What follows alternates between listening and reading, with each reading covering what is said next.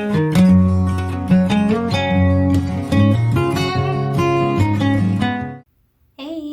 welcome to another episode on the Great Leadership Cafe. My name is Adesoa. If this is your first time coming across my YouTube channel, you're very welcome. It means that you're in search for tips and tricks on how to build your capacity as a leader, and you're in the right space because on this channel I talk about all things personal and organizational leadership for folks who are new to management or aspiring leaders, whether as an entrepreneur with a growing team or if you're in a corporate position and in some form of supervisory role. For my avid subscribers, thank you so much. If you're not yet subscribed to my YouTube channel, I would say do so right now so you get a ding every time I post a video, which is every Tuesday at 8 o'clock Central Time. Today, I'm talking about perfectionism and the impact it has on the leadership landscape and just the general norm or unspoken rules of engagement or who you should be and how you should be as a leader, especially for new leaders. And what do I mean by that? I don't know if you ever been in that position or constantly experiencing that pressure to perform, that you cannot mess up. You always have to have the right answers. When challenges come up, you should know what to do, and whatever solution or direction that you're providing has to be the right one. I'm here to tell you that that is not true. Leaders are human. Leaders are prone to error. Leaders make bad decisions like everybody else. Even when things are thought out, we can still make bad judgment. And there is that pressure of fearing failure or being afraid to even make certain decisions because you're trying so hard not to be wrong. You're trying so hard not to look bad and look like you don't know what you're doing. So, how does this manifest?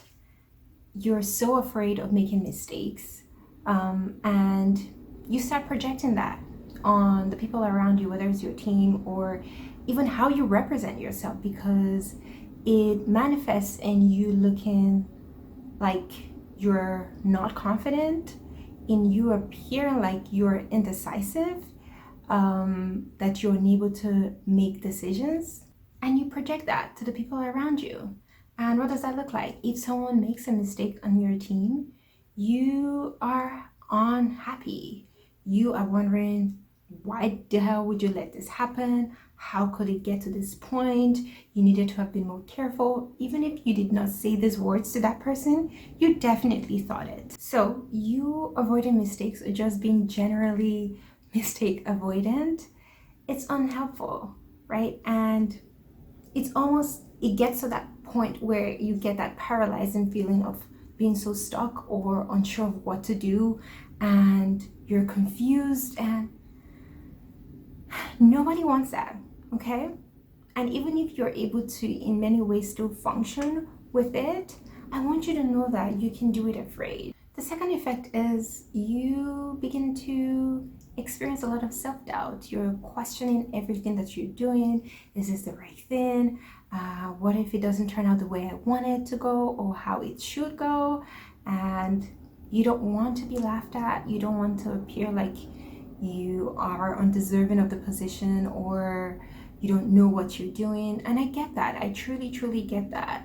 But I want us to shift perspective for a moment, okay? Hear me out.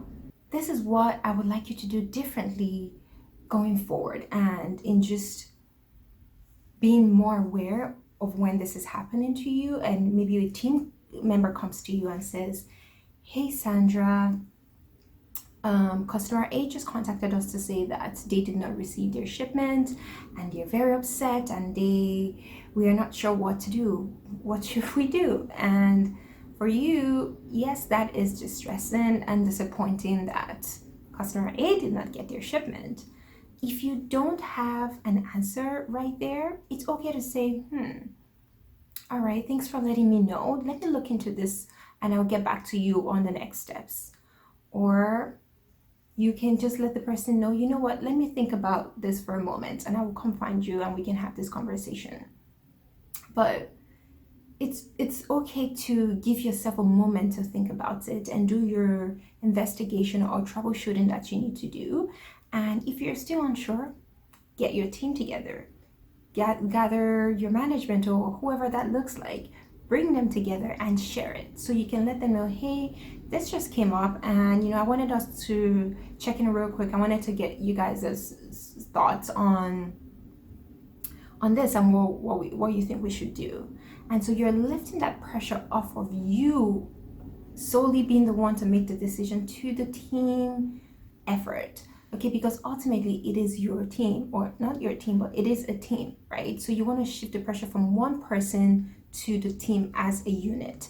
So hear from your team, because you have experienced, specialized, skilled individuals in your team. So utilize your skills, and your team, I bet you, will be more appreciative because they feel validated, they feel valued, that you even thought it important to consult them and get their thoughts on what next to do. And whatever decision you guys arrive at, your team will be more than happy to run off and go in and get those things done and implement, and there will be more ownership on their part to get it done because it was something that was discussed and agreed on as a team. And if you have management, go talk to them so you can let your team know, you know what, let me look into this for a moment, I'll get back to you. If you need to go call a director or call somebody else and just consult, if you feel like you're unsure of what the next steps are, you work within an organization, so it is not just your responsibility. So I want you to always have that in mind, that you can use the resources that are around you, whether that's physical or human. It's a team effort. If your project fails, it's your organization as a whole, right? From the external point of view, it's that organization that did not meet what they agreed that they would do. So make sure that you're always consulting the people around you, and for accountability purposes too, that helps you, that makes you look good, because it's not like just you going off and making decisions without consulting anyone, and when it blows up in your face, everyone's like, why didn't you come talk to us? Why didn't you do this? Why didn't you do that? So you might as well just do it anyways, right? So with that being said, if you feel like your team, you guys were not able to come to a conclusive decision, find mentors, a coach, people in your industry who you know would have that sort of knowledge.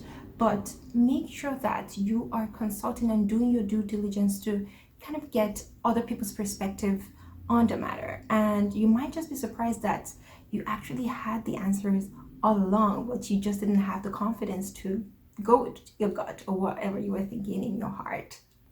And if for any reason, whatever decision you guys take and your team implements it and it comes back that it fell through and didn't work out, that's okay.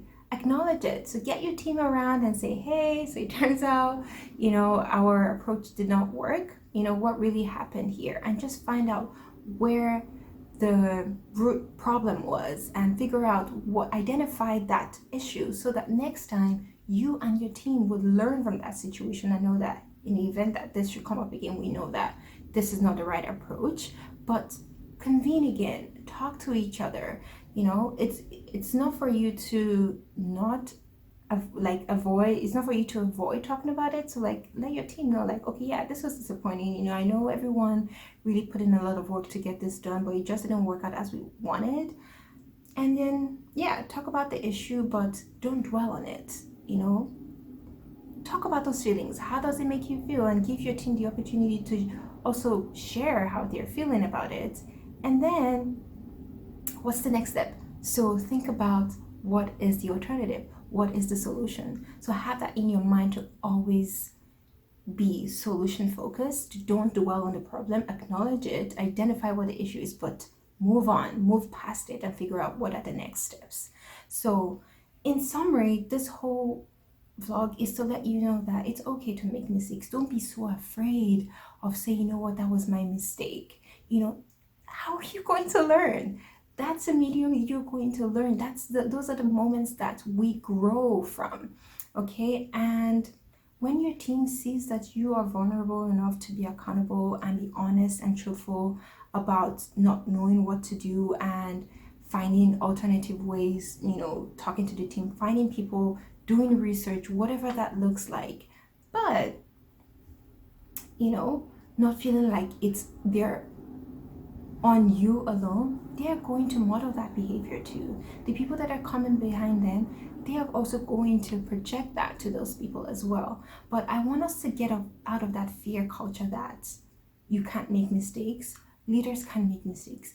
Leaders can be confused. Leaders don't have all the answers. You're not some solution genie box that people just come to and pull out answers and solutions to problems. Like, the same way you're trying to figure things out or everybody else is trying to figure things out, you're also trying to make sense of the situation. So if you feel like you don't have the answers, let them know, you know what, let me think about this for a moment and I'll get back to you. It's really, I don't want to say it's that simple, but it's straightforward. But I know it can be challenging because we're trying to project a certain image, especially when we've gotten into these leadership positions. We want to feel like, yes, we're deserving of it. We worked our way here to do it and we should know what to do. Let me tell you something. Leadership is an exciting, interesting, challenging, but highly rewarding experience. Leadership is a skill. It's like a muscle that you develop and you cultivate every day. So you're not going to get into it perfect. And even for the most experienced leaders, for the most, innovative industry leaders, they are also relying on people with skills to find answers to problems.